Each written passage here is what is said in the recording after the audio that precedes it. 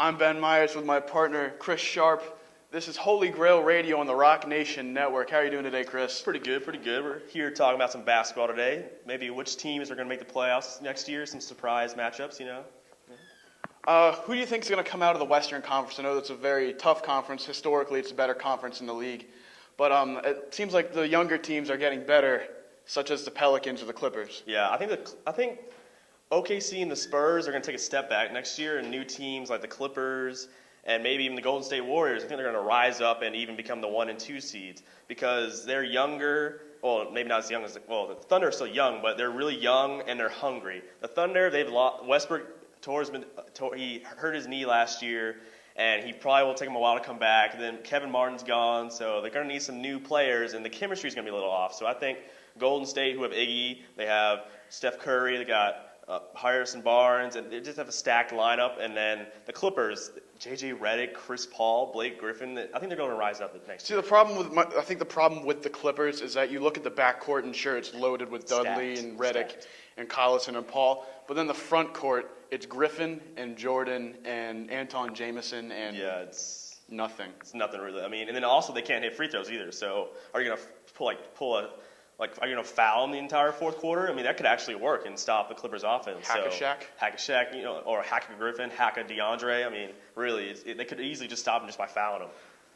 I mean, what about the Pelicans? Like, I know the Pelicans, like they're an up-and-coming team. They have shooters. They got a scorer in Tyreke Evans. But how are they going to find playing time for Drew Holiday, Tyreke Evans, and Austin Rivers? They're three good point guards. Well, Tyreke said he doesn't want to play the three, but he has the size to do that. And I think once it comes to it, say if they're in a win-now situation, he probably will play the three. He'll put Eric Gordon at the 2, and then maybe Drew Holiday at the 1. And then Austin Rivers can kind of be a little six-man action. He'll come in. You know, he's really a volume shooter. He just comes in to score, so he can be kind of a scorer off the bench. Now, I think with the Pelicans, again, it's kind of a combination of a lack of depth. Because past the top 8, I think it's really just garbage. Hey, Al-Farouq Aminu is Al-Farouq Aminu, sure, he's a good player. Amina's my boy. But then, again, it's kind of a lack of playoff experience, too. Yeah. Even if they do squeak into the playoffs, I don't think they'll go anywhere, really. Because I think the player with the most playoff experience on that team is probably Ryan Anderson when he was with the Magic. Pretty much, yeah. Made it to the finals, and Anthony Davis, he's good, but he's still kind of raw. His offensive game isn't as good as his defensive game right now. And also, at center, what are they going to do? They traded away Robin Lopez, so someone has to come in there and take over. I mean, is Jason Smith going to do that? Oh, no. Oof. Jason Smith is not a good center. Nope. Oh, no. I think if you put Ryan Anderson at the 5 and then, spread the floor, I guess. That would be good on offense. Defense, you would score 100 million points a game, but you'd also let up 9 billion. Pretty much, yeah. But I think going back to what you said about the Warriors, the Warriors with Andre Iguodala, I think that's such a good pickup for the Warriors, even though they have talented swingmen on the floor already.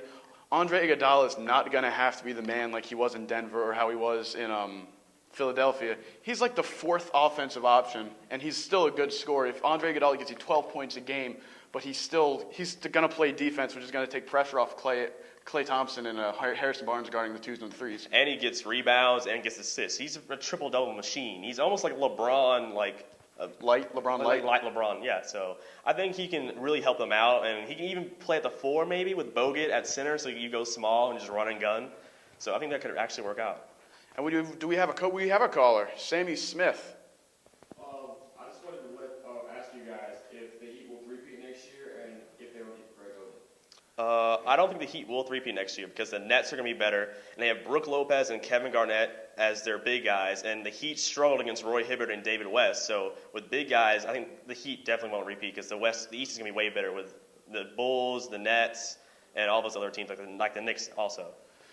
But to answer your question about Greg Oden, I don't know if they will get Greg Oden, but I think it'd be a great move for the Heat to add Greg Oden, even if he's 25 now, 26. Yeah, he's still pretty young. With the knees of a million-year-old, but and he still, looks old too. Even if he gives you 10 minutes off the bench, he's still going to rack up rebounds and play defense, maybe like a Marcus Camby role for the Knicks last year. Yeah. And that looks like it's about it for us today. I'm Ben Myers, Chris Sharp. This is Holy Grail Radio on Rock Nation Sports.